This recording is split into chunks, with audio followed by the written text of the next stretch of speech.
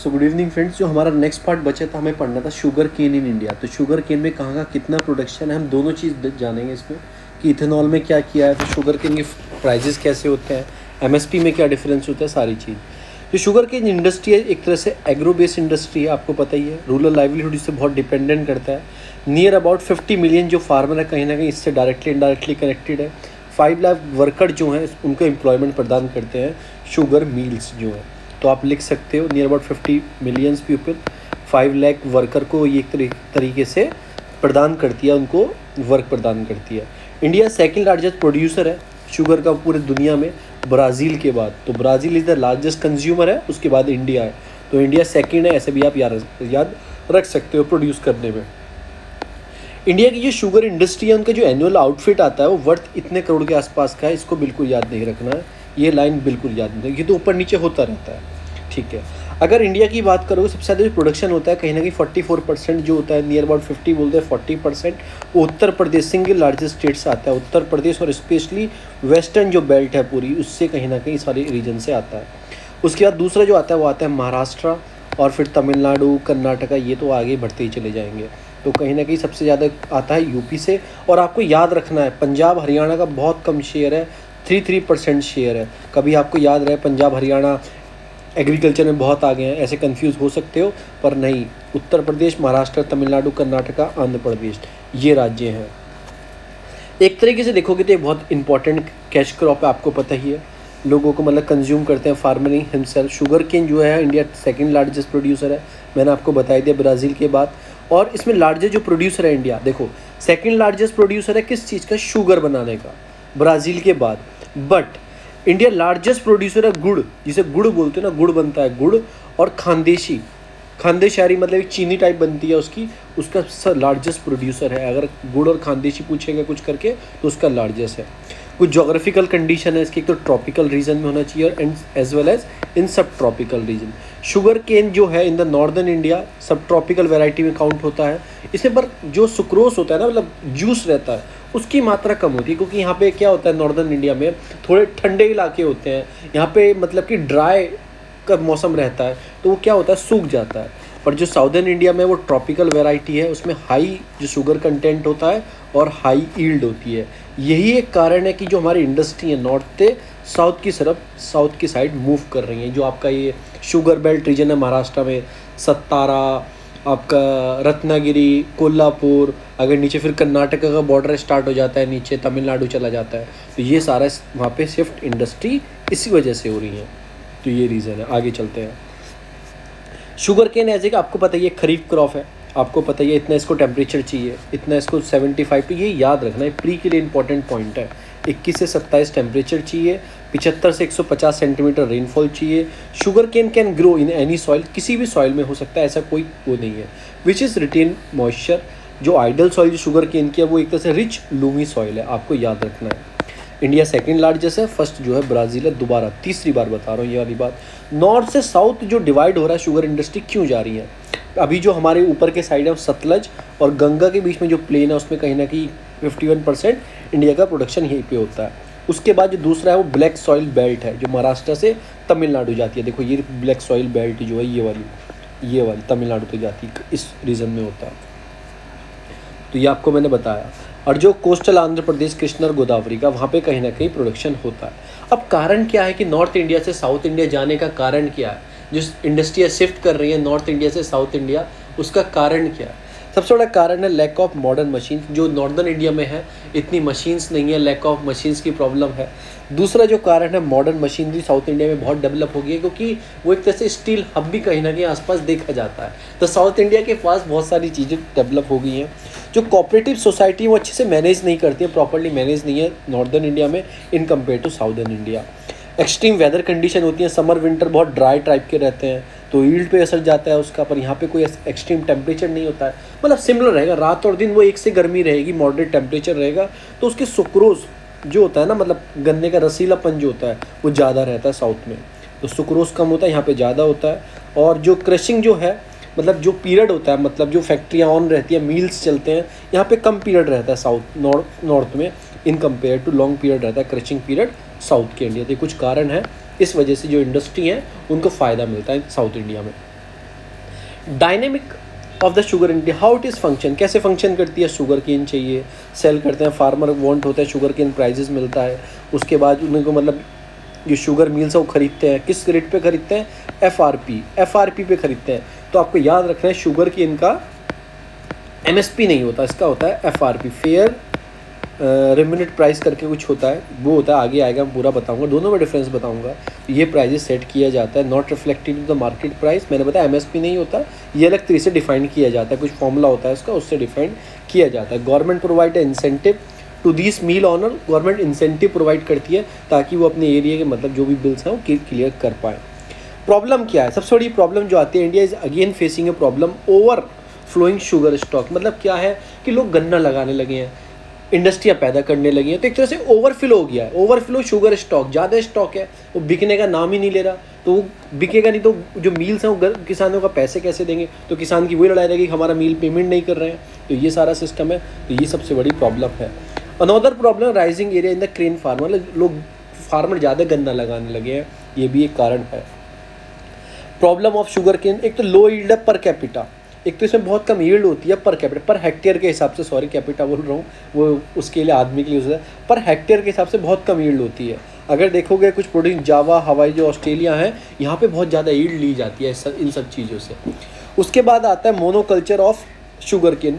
Sugar cane में क्या होता है, सम एरिया में क्या किया जाता है कि न्यूट्रिशन ऑफ सॉइल को मतलब अफेक्टेड किया जाता है प्रोडक्टिव बनाने के लिए, सब करने के, तो monoculture of sugar cane, water availability नहीं होती है। उसके बाद नेचर ऑफ द जो क्रॉप है वो ऐसे पोस्ट हार्वेस्टिंग है, एक तो इस केन क्वालिटी के ऊपर बात आती है कि ऐसा क्वालिटी, ये quality. Problem face by the cane farmer, कुछ प्रॉब्लम भी फेस करते हैं जो हमारे केन फार्मर्स हैं, वो भी कुछ ना कुछ प्रॉब्लम फेस करते हैं, तो ये भी एक कारण है। तो कुछ ये कारण है जो ऑलरेडी है, तो आपको खुद सोचना चाहिए अगर किसान के आप बेटे हो तो क्या है, तो लो यील्ड है, मोनोकल्चर है, वाटर की कमी है, मतलब नेचर ऑफ द क्रॉप कुछ अलग है, अलग अलग प्रॉब्लम होती है केन फार्मर को, ये कुछ है। इनएडुकेटेबिलिटी, क्वालिटी ऑफ सीड नहीं मिल पाता, ये भी एक कारण है। उसके बाद चलो सब चीज़ होगी, सब चीज़ देख ली गई, उसके बाद जाके उन्होंने मील को गन्ना दे दिया, टाइमली उन्हें पेमेंट नहीं मिल पाता, डिले इन द पेमेंट हो जाता है, तो ये भी एक कारण देखा जाता है। Problem in the by product, कभी कभी रिजेक्ट कर देते हैं कि इसमें ये नहीं है, बागाचे, मोलेसिस, इसमें भी कभी कभी प्रॉब्लम आती है क्योंकि पॉल्यूशन होता है इन सब प्रोडक्ट से। Problem face by the cooperative sector in sugar mills, वो भी प्रॉब्लम फेस करते हैं। तो ये सारी देखो डिटेल में लिखत हुआ है पढ़ने के लिए, पर आपको बस यही लाइन भी आपको याद रहेगी ना ऊपर की, तो भी काम बन जाना है, मैं आपको सही बता रहा हूँ। Problem in the high prices, अब क्या होता है, क्या क्या हाईएस्ट इन द वर्ल्ड, जो शुगर के प्रोडक्शन के प्राइजेस हैं इंडिया में बहुत हाई है, तो क्या है कि हायर शुगर केन कॉस्ट होती है, तो बहुत सारी चीज़ें ऐसी हैं कि हमें तो प्रोडक्टिव बनाना है, प्रोडक्टिव हमें उन्हें डेवलप करना है। फिर गवर्नमेंट पॉलिसी में कभी कभी फॉल्ट देखा जाता है। देखो जो शुगर केन के प्राइसेस है ना, फेयर रिम्यूनेटिव प्राइसेस कौन देता है, ये सेंट्रल गवर्नमेंट देती है, ये जाती है स्टेट गवर्नमेंट के पास चले जाते हैं कि सेंट्रल गवर्नमेंट ने 100 रुपये दिए प्राइसेस, 110 रुपये दिए, ऐसे एग्जाम्पल बता रहा हूँ, 325 रुपये चल रहा है मुझे पता है रेट, तो 325 चल रहा है, 110 दिए, फिर वो जाता है स्टेट की कमेटी के पास, स्टेट एडवाइड उसमें कुछ एडवाइस अपने प्राइसेस, जैसे सेंट्रल ने 110 रुपये दिए, स्टेट ने 50 और ऐड कर दिए इसमें 160 रुपये, तो 160 आगे चला जाता है। तो हर स्टेट में इसके प्राइस अलग अलग होते हैं, सेंट्रल से एक ही प्राइस आएगा, इन्होंने यूपी पे भेजा, यूपी ने 50 रुपये ऐड कर दिए, 50 रुपये ऐड करके दे दिया तो 160, इन्होंने हरियाणा को भेजा, हरियाणा ने 100 रुपये ऐड कर दिए, तो 120 हो जाएंगे हरियाणा के, सॉरी 220 हो जाएंगे। तो हर स्टेट में अलग अलग प्राइसेस देखे जाते हैं।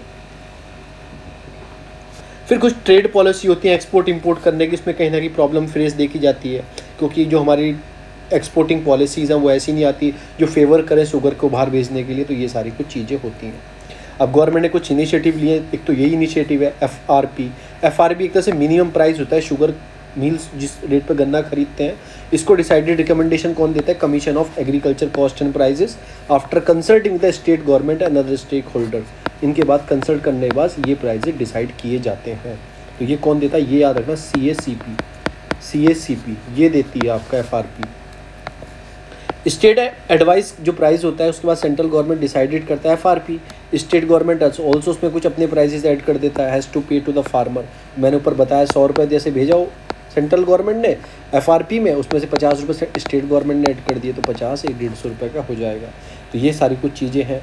फिर मिनिमम आपका इंडिकेटिव एक्सपोर्ट कोटा, इसमें क्या किया गया है कि इसमें एक्सपोर्ट करने की कोशिश की गई है, बाहर भेजा जाए, एक्सपोर्ट किया जाए, तो ये कुछ इनिशिएटिव लिए गए हैं। गवर्नमेंट समय समय पे कॉम्प्रिहेंसिव पैकेज भी देती है मिलों को ताकि वो पैसा दे पाएँ। फिर इथेनॉल ब्लेंडिंग प्रोग्राम, ये बहुत इंपॉर्टेंट है। अभी क्या है, शुगर इतना डेवलप किया जा रहा है, इतना डेवलप किया जा रहा है कि वो बिक ही नहीं रहा। अब गवर्नमेंट ने बोला ठीक है, गन्ना है, शुगर तो निकल रहा है ना, उससे आप क्या बताओ, शुगर जितनी बनाओ जितनी आप बेच सकते हो, और बचे हुए गन्ने का आप क्या बनाओ, आप बनाओ एथेनॉल बनाओ। उससे हम क्या करेंगे, जो हम इंपोर्ट करते हैं ना ऑयल, बाहर से मंगाते हैं, पेट्रोल और डीजल में ब्लेंडिंग करेंगे, यानी कि मिक्स करेंगे। कितने परसेंट, 2030 तक जो टारगेट रखा गया है उसमें मिलाना है 20% मिक्सिंग की जाएगी पेट्रोल में। इससे क्या होगा, हमारा कम से कम 20% डीजल पेट्रोल तो बचेगा ना, और हमारे इंजन और अच्छे बनेंगे। मतलब कि प्रोडक्ट, मतलब कि जो पॉल्यूशन होता है वो कम होना स्टार्ट होगा, और हमारा 20% बचेगा। अगर ये मील सारे बनाएंगे तो मील आधा इधर इथेनॉल बनाएंगे और आधा अपना क्या बनाएंगे, आधा शुगर बनाएंगे, तो फ़ायदा होगा। तो ये दो चीज़ है, तो गवर्नमेंट ने ये प्रोग्राम स्टार्ट किया है। फिर रंगा राजन कमेटी की कुछ रिकमेंडेशन थी, उनको फॉलो किया है। रिकमेंडेशन बहुत लंबी है, 2-3 पेज की है, मत पढ़ो बस। अब मैं आपको बताता हूँ प्राइस एमएसपी और फेयर प्राइस में क्या डिफरेंस होता है। एमएसपी और फेयर प्राइस में क्या डिफरेंस होता है। जो शुगर केन के प्राइस है, कौन देखता है, एक तो फेडरल गवर्नमेंट जो कि सेंट्रल गवर्नमेंट होगी, स्टेट गवर्नमेंट, दो गवर्नमेंट डिसाइड करती हैं। अब फेडरल गवर्नमेंट, सेंट्रल गवर्नमेंट में कौन डिसाइड करता है, उसमें जो फेयर रेम्यूनरेटिव प्राइस कौन डिसाइडेड करता है, वो करती है commission of agriculture cost and prices, CACP। ठीक है ना। ये अपनी जो प्राइजेस है, ये अपनी रिकमेंडेशन किसको भेजेगी, ये भेजेगी आपका CCEA को, मतलब कि cabinet committee of economy affair. इसको कौन हेड करते हैं, PM।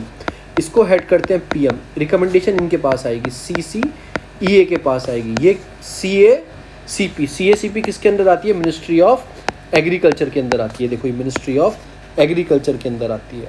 ये 1965 में इसको बनाया गया था, एक एडवाइजरी बॉडी है, रिकमेंडेड करती है, not binding by the government. देखो क्या होता है, मिनिस्ट्री ऑफ एग्रीकल्चर के अंदर आती है CACP। इसने बोला सर 100 रुपये हम प्राइसेस रखेंगे, पूरा एक कैलकुलेशन करते हैं जाके फील्ड में, और 100 रुपये प्राइसेस बता दिए। ये अपनी रिकमेंडेशन किसको भेजेंगे, CCEA को। इनके ऊपर है, इनको मानना है नहीं मानना। CCEA के ऊपर है कि इसके मानना है या नहीं मानना। अगर मान गए 100 रुपये, अगर नहीं माने तो 90 रुपये भी कर सकते हैं, 110 भी कर सकते हैं। तो सारा काम यहाँ पे डिसाइड हो, जो PM डिसाइडेड करके आगे भेजते हैं। फिर जाता है ये स्टेट गवर्नमेंट के पास। स्टेट गवर्नमेंट इसमें कुछ अपने स्टेट एडवाइस प्राइस ऐड कर देती है, जो देने होते हैं। जैसे अभी इलेक्शंस है, स्टेट गवर्नमेंट में 100 रुपये हम देंगे एक्स्ट्रा, तो इसमें 100 रुपये ऐड हो जाएंगे, 50 देंगे 50 ऐड हो जाएंगे, और फिर जाके वो जितना भी स्टेट ऐड कर दिया, फिर वो जाके मील को उतने पैसे देने होते हैं। तो ये कुछ सारी इसके अंदर चीज़ें हैं।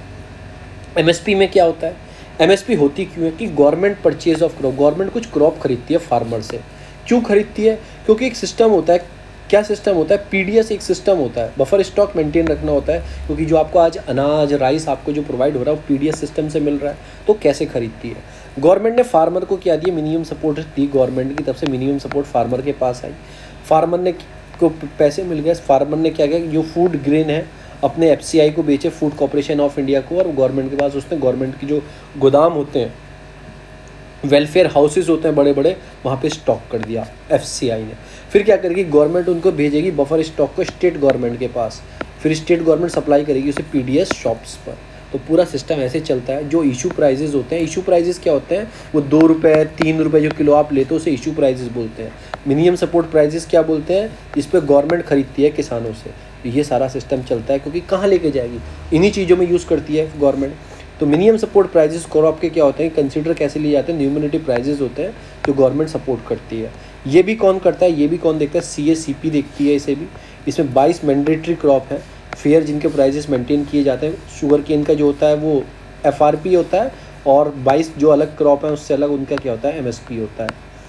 ठीक है ना। CAPC भी अटैच ऑफिस है मिनिस्ट्री ऑफ एग्रीकल्चर फार्मर का, ऊपर आपको बता चुका हूँ। 14 क्रॉप तो इसमें क्या है, खरीफ है, 6 क्रॉप क्या है, रबी की हैं, 2 क्रॉप इसमें कॉमर्शियल क्रॉप्स हैं, और भी जो क्रॉप है। तो ये सारा कुछ इसमें मेंटेन किया जाता है। इन एडिशनल CRP और जो MSP और भी चीज़ों को दिया जाता है। आपका टोरिया हो गया, ये कोकोनट हो गया, ठीक है ना, उसके बाद मस्टर्ड हो गया, कोपरा हो गया, तो उसके ऊपर ये भी दिया जाता है। अब फैक्टर रिकमेंडेशन कैसे करते हैं, MSP कैसे चीज़ों को देखते हैं, उसके लिए फॉर एक कमोडिटी होती है, मैंने कॉस्ट ऑफ कल्टीवेशन निकाला जाता है, बहुत सारी चीज़ को काउंट किया जाता है कि डोमेस्टिक ग्लोबल इन्फ्लेशन कितनी है, महंगाई कितनी है, सॉइल और वाटर का यूजेस कैसे किया है, एग्रीकल्चर नॉन एग्रीकल्चर सेक्टर है, तो बहुत सारी चीज़ों को काउंट करके निकाला जाता है। अब वो काउंट वाली प्रोसीजर क्या है वो थोड़ा सा मैं आपको बता दूँ। A2 आपने बहुत सुना होगा, स्वामीनाथन कमेटी की रिपोर्ट लागू कर दो, हमें A2FS और C2 प्रोवाइड करो, ना कि हमें A2 और FL जो दे रहे हो ये मत दो, हमें सीधा C2 प्रोवाइड करो। तो A2 में क्या होता है कि covering all the cash in the kind of expensive जो फार्मर करता है सीड खरीदने में, फर्टिलाइज़र में, केमिकल में, लेबर में, फ्यूल में, इरीगेशन में, इसे A2 में काउंट करते हैं। FL में क्या होता है कि एक्चुअल कॉस्ट जो होती है चीज़ों की वैल्यू जो अनपेड फैमिली लेबर होती है, यानी कि मेरा किसान हूँ, मेरे घर में 10 मेंबर हैं, मेरे 10 के 10 मेंबर खेत में काम करते हैं, तो मेरी कौन देगा? अगर मेरी कौन देगा, मेरी कमाई कौन देगा, जो मैंने काम किया है, मेरी वर्क फोर्स को कौन देगा? तो उसमें A2 FSL में वो ऐड किया जाता है। A2 तो हो गया जो आपकी कॉस्ट हुई लगाने में। FL क्या हो गया? Farm labour. FL का मतलब है फार्म लेबर। तो यहाँ तक गवर्नमेंट इसके हिसाब से देती है, पर किसान क्या बोलते हैं, हमें C2 के हिसाब से दो। C2 क्या होता है? कुछ किसान ऐसे होते हैं जो किराए पर लैंड लेके काम करते हैं, तो रेंट कितना है, फिक्स कैपिटल एसेट कितना है, इंटरेस्ट तो हमें कहीं पे कर रहे हैं तो उसका भी हम करके, तो सारा काउंट करके दो। पर क्या करती है गवर्नमेंट, शायद मैं भूल रहा हूँ, जो CPC भी काउंट करती है, कंसीडर करती है both A2 FL and C2 cost will be recommended by MSP CPC भी A2 FL करती है, बस A2 FL को CPC पे काउंट करती है, जो मैंने इधर आपको बता ही दिया है, ठीक है ना। और C2 में क्या आता है, पूरी सारी चीज़ आती है। A2 FL तो आएगा ही, उसके बाद जो रेंटल मैंने रेंट लिया है, इंटरेस्ट रेट में कहीं लैंड ओनर को दे रहा हूँ, सब चीज़ उसमें काउंट होती है C2 के अंदर। पर A2 FL में क्या होता है, A2 में सारी कॉस्ट, FL का मतलब फार्म लेबर कितनी काम कर रही है, और C2 में सब चीज़ होती है। तो ये आपको याद रखना है। फिर कहाँ जाएगी वो उसके पास जाएगी cabinet committee of economy affair, जिसको कौन हेड करता है, क्या नाम, PM हेड करते हैं। इनके पास रिकमेंडेशन जाएगी, किसकी जाएगी, MSP कितना रखना है, तो मैंने आपको ऊपर बताई है। अब ये कंपेयर करते हैं सारा एग्जाम्पल बेस्ट प्रैक्टिस जो होती है ब्राज़ील के, इतना हमारा अच्छा क्यों है, क्योंकि ब्राज़ील के एक नेशनल अल्कोहल प्रोग्राम लेके आए थे 1970 में, अभी नहीं 1970 में एक प्रोग्राम लेके आए थे जिसका नाम था नेशनल अल्कोहल प्रोग्राम। और उस टाइम उन्होंने ब्लेंडिंग सिस्टम स्टार्ट कर दिया। ब्लेंडिंग जो हम आज चालू किया है ना, हमने ब्लेंडिंग करना, उन्होंने 1970 में स्टार्ट किया था। तो एथेनॉल बनाना तो उसकी उनकी डिपेंडेंसी थी, जो हम शुगर डेवलप करनी है वो हट के एथेनॉल बनाने पे चली गई थी। और उन्होंने अब तो एक्सपोर्ट करना भी स्टार्ट कर दिया एथेनॉल का दूसरी कंट्रियों को। तो उसकी वजह से उनकी जो मार्केटिंग फोर्स है वो बहुत अच्छी है। कुछ टारगेट है एथेनॉल के, वो याद रखना। अब मैं आपको इंडिया के एथेनॉल रोड प्रोग्राम पढ़ाऊँगा, रोड मैप क्या है। इंक्रीज़ करना है एथेनॉल ब्लेंडिंग, बढ़ानी है। ब्लेंडिंग मतलब क्या होता है, mixing ethanol with petrol and the diesel. Target क्या है कि अभी जो 2020 में क्या है कि गवर्नमेंट ने बोला है कि हम इंक्रीज़ करेंगे, 10% करेंगे 2022 तक पेट्रोल में डीजल में मिलाना, और 20% कर देंगे 2030 तक। और 2000 अब से ये प्रोग्राम स्टार्ट हो गया, तो ब्लेंडिंग सिस्टम स्टार्ट हो गया। तो अभी 10% करना है अगले साल तक, और 2030 तक 20% हम मिक्सिंग चालू कर देंगे, क्योंकि एथेनॉल बनाना पड़ेगा एक तो, फिर हमें अपनी गाड़ी को ऐसे इंजन बनाना पड़ेगा एथेनॉल को भी ऑब्जर्व कर पाएँ अच्छे से, और भी बहुत सारी चीज़ें होती हैं, टेक्नोलॉजी का डेवलपमेंट करना पड़ेगा। और भी बहुत चीज़ों में यूज़ होता है एथेनॉल, अल्कोहल के लिए बहुत सारी चीज़ों में यूज़ होता है। तो सेंट्रल गवर्नमेंट ने रिलीज़ किया एक्सपर्ट कमेटी की report, road map ethanol blending हमें कैसे कैसे करनी है, ये सारा मैं आपको बता चुका हूँ। एथेनॉल 10% 2022 तक, 20% 2023 से 25 के बीच में हम चालू कर देंगे, यानी कि 2030 तक 20% होना चाहिए। ये कौन रिपोर्ट किसकी है, ministry of petroleum and natural gas की है। उनके जो प्राइजेस होंगे एथेनॉल के वो डिसाइडेड करेंगे कितने उन्हें रखने हैं, क्योंकि गवर्नमेंट डिसाइड करेगी। तो एथेनॉल है क्या, ब्लेंडिंग है क्या। अबाउट एथेनॉल एक तरह से बायोफ्यूल है, बताया ना, शुगर में से वो ईस्ट करके निकाला जाता है, एथेनॉल हाइड्रेशन प्रोसेस से निकलता है। ब्लेंडिंग टारगेट मैं ऊपर आपको बता ही चुका हूँ, 2030 तक आपको कितना करना है, 25 से लेकर 30 तक बढ़ा के 20% कर देना है। करंटली 8.5 है, पर 2022 तक हमें 10% इसको लेके जाना है। तो ये कुछ सारी चीज़ें होती हैं। एथेनॉल ब्लेंडिंग से क्या होगा कि हमारा एथेनॉल जो होगा, जो हम ऑयल इंपोर्ट करते हैं दूसरी कंट्री से, कहीं ना कहीं वो डिक्रीज़ हो जाएगा हमारी, तो हमारा फ़ायदा होगा। यानी कि 30,000 करोड़ पर साल बचेंगे हमारे देश को, अगर हम 20% अपना कम करते हैं। किसानों को इंसेंटिव्स मिल पाएगा, समय पे उनका पैसा मिल पाएगा, और क्रॉप्स वो लगा सकते हैं। फिर इमिशन क्या होंगे, इमिशन कम होना स्टार्ट होगा। इथेनॉल ब्लेंडिंग से क्या होगा, पेट्रोल डिक्रीज़ कर देगा अपने इमिशन, जो गंदगी करता है ना, कार्बन मोनोऑक्साइड, हाइड्रोकार्बन, नाइट्रोजन, तो कहीं ना कहीं ये कम हो जाएंगे। इमिशन को भी हेल्प मिलेगी और हमारी कंट्री को भी हेल्प मिलेगी। तो रिकमेंडेशन क्या है कि इथेनॉल ब्लेंडिंग रोड मैप तैयार किया गया, जो मैं आपको ऊपर बताया है। आर्ग्यूमेंटिंग इंफ्रास्ट्रक्चर तैयार किया जा रहा है, ऑल मार्केटिंग कंपनी के साथ मिलकर। रेगुलेट क्लियरेंसेस लिए जा रहे हैं, कुछ ऐसे क्लियरेंसेज हैं वाटर एयर वाटर एक्ट में जो है, तो इन्वायरमेंट क्लियरेंसेस लिए जा रहे हैं। एथेनॉल ब्लेंडिंग व्हीकल बनाए जा रहे हैं कि वो यूज़ कर पाए, व्हीकल भी उस चीज़ को ऑब्जर्व अच्छे से कर पाएँ। प्राइसिंग जो एथेनॉल ब्लेंडिंग का, वो गैसोलीन मतलब जो भी है, किस किस पे प्राइसेस बेस रखना है, वो सारी चीज़ पे काम किया जा रहा है। तो गवर्नमेंट ने कुछ स्कीम एथेनॉल के लिए चलाई भी हैं, जैसे कि नेशनल प्रोग्राम ऑफ बायोफ्यूल 2018, इसमें आपको याद रखना है, जिसमें E20, E85, E100% कैपेबिलिटी चीज़ें बनाई जाएंगी। E100 पायलट प्रोजेक्ट चलाया है, जैसे पुणे में इनोग्रेट किया गया है। पुणे में क्या किया गया, E100 पायलट प्रोजेक्ट। इसके अंदर क्या है, TVS अपाचे, इसने एक 2 व्हीलर व्हीकल बनाया है जिसमें 80% प्योर इथेनॉल का यूज़ कर सकते हैं। 80% से 100% का इथेनॉल का जो है उसका यूज़ कर सकते हैं। अपाचे ने मोटरसाइकिल बना दी है, इसका नाम दिया है E100 पायलट प्रोजेक्ट। ये पुणे में इनोग्रेटिंग इसको ऑलरेडी कर दिया गया है। फिर प्रधानमंत्री G1 योजना बनाई गई है। इसके अंदर क्या है कि स्कीम क्या करेगी, ये जो इकोसिस्टम है डेवलप करेगी, जैसे 2G इथेनॉल सेक्टर है उसको डेवलप करेगी, क्योंकि इथेनॉल क्या एक टेक्नोलॉजी है, उसके लिए एक रिसर्च एंड डेवलपमेंट चाहिए चीज़ों को, तो उसके लिए काम किया जा रहा है। फिर एक गोबर प्रोग्राम है। गोबर के अंदर क्या है कि ग्रेनाइजेशन करना है, ऑर्गेनिक बायो एग्रो को धन स्कीम है। तो ये सारी चीज़ क्या है, इथेनॉल को डेवलप करने के लिए जो कैटल का गोबर होता है उसको हम कैसे यूज़ कर सकते हैं, वर्मिंग कंपोस्ट में यूज़ कर सकते हैं, ऑर्गेनिक वेस्ट में यूज़ कर सकते हैं, तो इन सब चीज़ों में उसका यूज़ कर सकते हैं। और एक इम्पॉर्टेंट, इससे क्या होगा कि आप देखो खाद बनाओगे, देसी खाद बनाओगे, उससे क्या होगा, जो रूरल की लाइवलीहुड अपॉर्चुनिटी है, मतलब उसे क्या मिलेगा, लाइवलीहुड मिलेगी, पैसा मिलेगा, उस खाद को बेचेगा, तो वो भी एक होगा। एक प्रोग्राम है रुको, इसका है repurpose use of cooking oil. जैसे आप कुकिंग ऑयल यूज़ करते हैं, आप देखते हैं दुकान पे क्या होता है, आज समोसे तले, कल को फिर उसमें तेल में समोसे तलेगा, परसों को फिर उस तेल में समोसे तलेगा। नहीं, उससे क्या होता है, जो उसकी मतलब उसकी ऑयल की जो स्टैंडर्ड होता है वो लो होता चला जाता है। वो हमारे लिए नहीं है, उनकी बॉडी के लिए भी प्रॉब्लमेटिक है, कि हमारी बॉडी के लिए भी प्रॉब्लमेटिक है। तो ऐसा FSSAI ने, मतलब food safety and standard authority ने प्रोग्राम चलाया है जिसका नाम है आपका रुको। एक मिनट। तो रुको प्रोग्राम के अंदर क्या है कि इसमें लॉन्च किया गया कि जो ऑयल है वो बेकार वाला ऑयल है, इसको कलेक्ट करेंगे और ठीक है, कलेक्ट करके उसे कंजर्व करेंगे और उसके क्या बनाएंगे, बायोडीजल तैयार करेंगे उस ऑयल, बेकार ऑयल से, ताकि वो चीज़ों के लिए यूज़ कर पाएँ।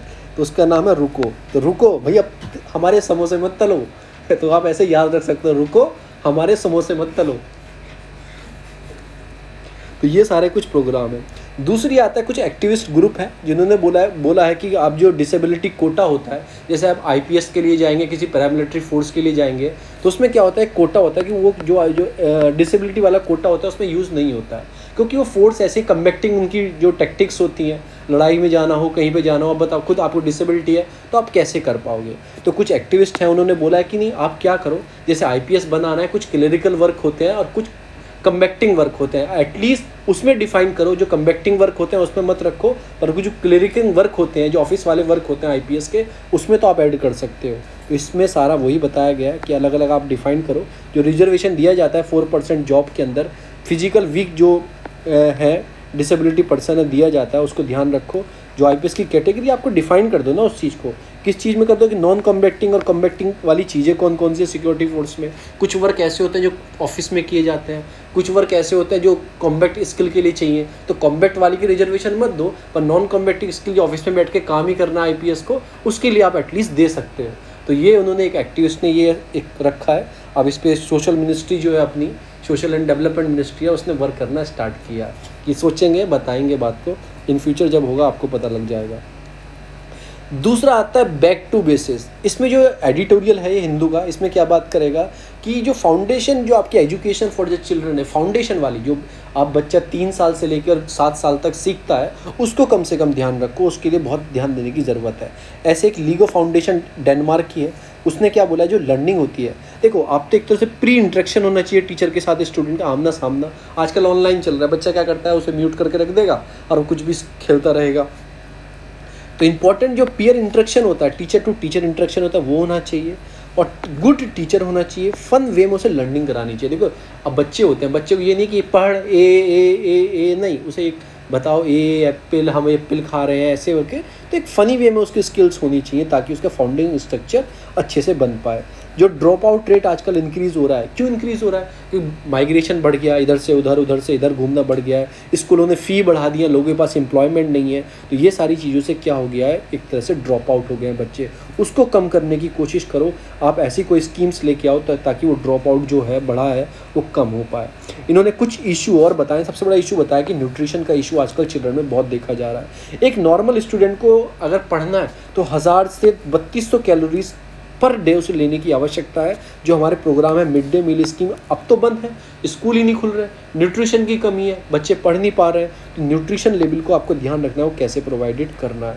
कुछ और चीज़ें बताए हैं इन्होंने कि आप एक तरह से सर्कुलर स्टैंडर्ड डेवलप करो, लर्निंग जो लेवल्स है बच्चों का उसको बढ़ाओ, high grade if the student automatically promote किया जाए नेक्स्ट ग्रेड के लिए, ठीक है ना, तो एक्वायर उसमें कुछ करो, उसकी फाउंडेशनल स्किल पर ध्यान दो। आपने बच्चे को प्रमोट कर दिया, 8th से 9th में पहुंचा दिया या फिर 5th से 4th में 4th से 5th में पहुंचा दिया, पर उसकी फाउंडेशन जो स्किल है उस पर थोड़ा ध्यान रखो। जो आपकी नेशनल एजुकेशन पॉलिसी आई है ये प्रपोज तो करती है आर्ट की फ्रीडम देनी है टीचरों को, कंटेंट हैवी सर्कुलम जो है फोर्स करते हैं बच्चों को उसको थोड़ा कम करना है, टीचरों को क्या शॉर्ट फॉर द टाइम देना है, रिजल्ट स्टूडेंट चाहिए, कंज्यूम जी, इन सब चीज़ों फोकस तो करती है, डज नॉट बिकम क्रिएटर, ये सपोर्ट नहीं करती है, जो फाउंडेशनल जो आपका स्ट्रक्चर है उसको कहीं ना कहीं ये सपोर्ट नहीं करती है। तो ये भी एक प्रॉब्लम इसके अंदर आती है। मीनिंगफुल लर्निंग होनी चाहिए, कहीं ना कहीं टीचर पर ही फोकस होना चाहिए।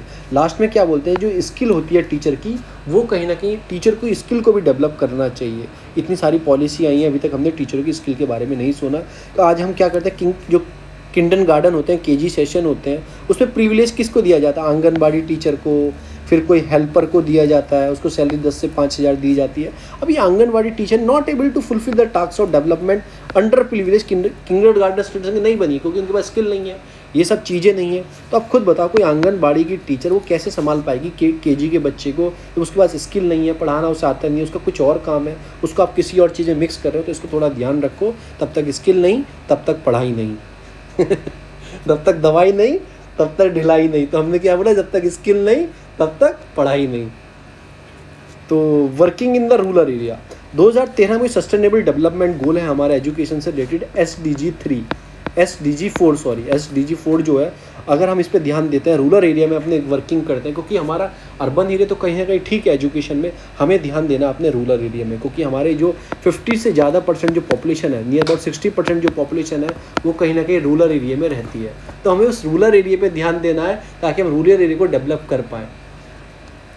तो 6 मंथ जो गवर्नमेंट ने स्पॉन्सर प्रोग्राम चलाया है इधर रिमोट एरिया में, ये सब चीज़ पे ध्यान देना है। प्राइवेट कंपनीज़ को स्पॉन्सर करना है कि मेंटरशिप प्रोवाइड करें रूरल एरिया में। और सबसे बड़ा योगदान बताऊँ, एनजीओ को तैयार करना है तो रूरल एरिया में जाके बच्चों को पढ़ा पाएँ। ये सारे काम करना है, इससे हमारा क्या होगा, सस्टेनेबल डेवलपमेंट गोल 4 है तो वो सारे बढ़ सकते हैं। एक मैंने SDG गोल पे एक वीडियो बनाई है, 10 मिनट की वीडियो है, आप प्लेलिस्ट में जाओगे, वहाँ पे इंटरनेशनल ऑर्गेनाइजेशन को ओपन करोगे तो 10 मिनट में आप सीख जाओगे सारे। अगर 2-3 बार आपने वीडियो को देख लिया तो सारे SDG आपको लर्न हो जाएंगे। ये सारी चीज़ें इसके अंदर है। कुछ मैंने और चीज़ डेवलप की है कि बच्चों की जो अर्ली चाइल्डहुड एजुकेशन है उसको आप कैसे अच्छा कर सकते हैं। एक तो क्यूरियोसिटी बढ़ाओ बच्चों के अंदर, पढ़ने को ना मन करे, लॉजिकल थिंकिंग और प्रोग्राम सॉल्विंग चीज़ें चलाओ बच्चों के लिए, आर्ट क्राफ्ट म्यूजिक इस टाइप में उनको स्टडी कराओ। रिलेशन जो है नेचर के साथ जोड़ो, कलर शेप अल्फ़ाबेटिक न्यूमेरिकल ऐसे कलरफुल अल्फ़ाबेटिक बनाओ कि वो अट्रैक्ट हो बच्चे। टीम वर्क दो उन्हें, कुछ छोटे छोटे काम दे सकते हो कि खेत मतलब ये हमारे स्कूल में जो पेड़ लगे हैं इनके नीचे खुदाई करो, ऐसे कुछ भी काम करवा सकते हो। जो प्ले ग्राउंड है उसे डिस्कवर बेस पे बनाओ कि प्ले ग्राउंड क्या, वो अबैकस दे दिया, इधर से उधर दे दिया।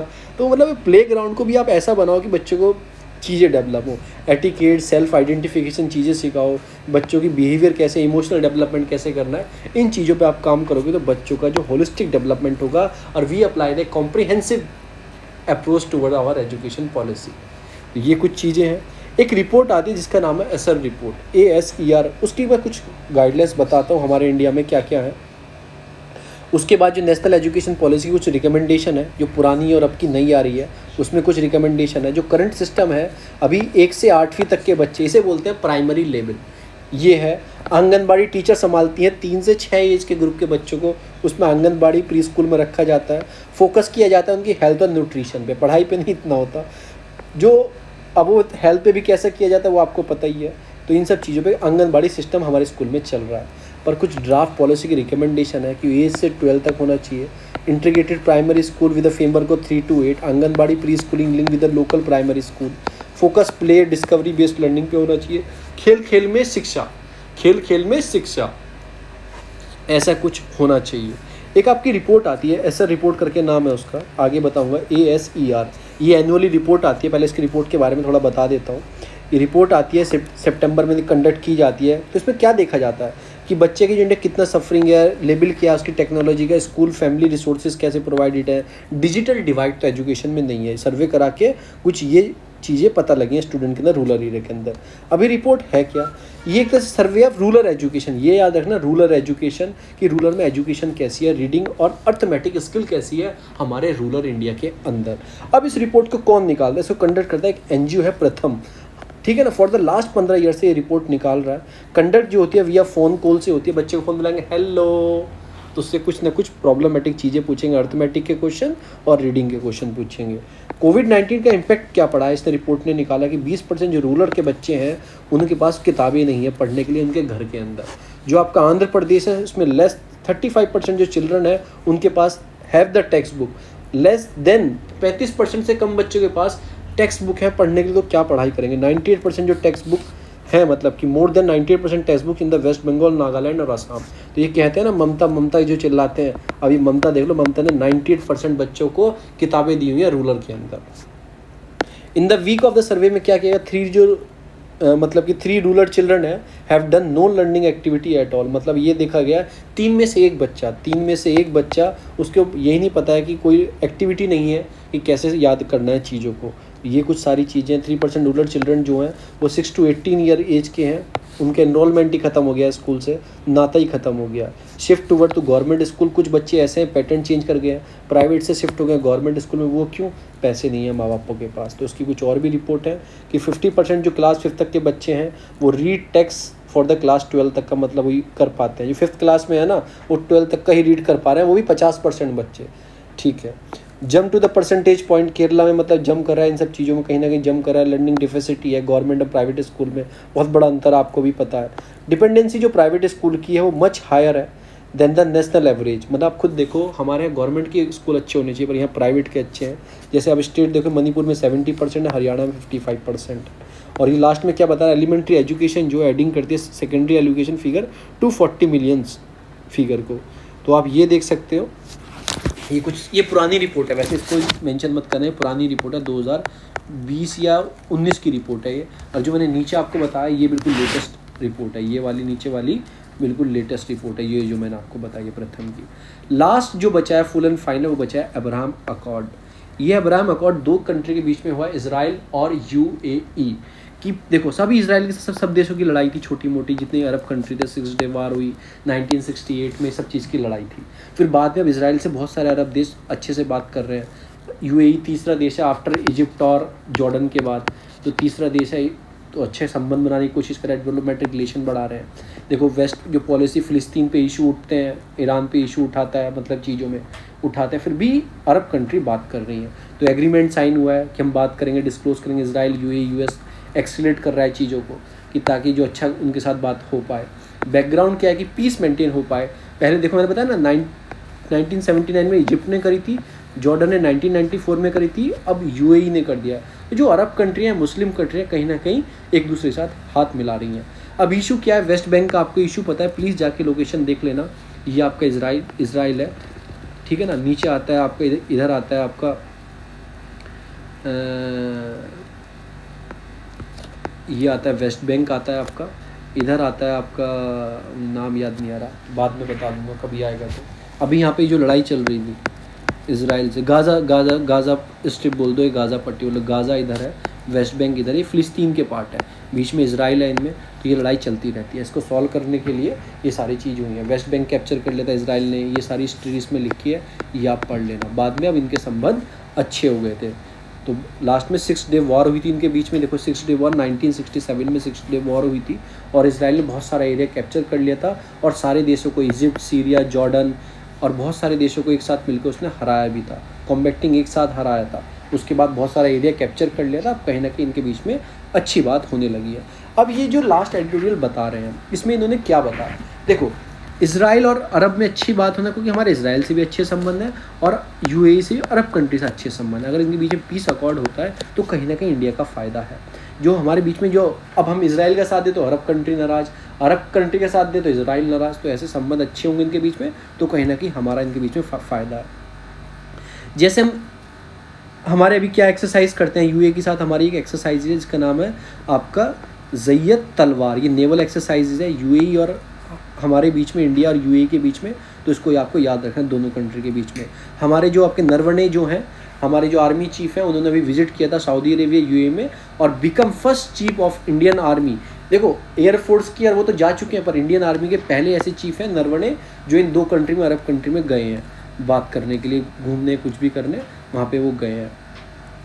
तो कुछ इन्होंने स्टेप बोले हैं कि स्टेप हम कैसे ले सकते हैं। गल्फ में जो रीज़न है वो पूरा एक तरह से घिरा हुआ है, कुछ थ्रेट है हमारे बीच में, जैसे होस्टिंग द ईरान को लेकर, क्योंकि ईरान क्या है अभी भी, ईरान क्या हम वो भी देखो कैसे लड़ाई है, ईरान इजराइल की तो है ही, उसके बाद जो अरब कंट्री है, ईरान है, शिया सुन्नी का मैटर है, इनका साथ देता है, ईरान नाराज होता है। तो कुछ थ्रेट अभी भी है, जैसे ईरान वाला हुआ, फिर ईरान इजराइल यूनाइटेड स्टेट ये आपस में लड़ते रहते हैं जो पर्शियन गल्फ में, तो वो भी सारा हमारे सामने इशू है।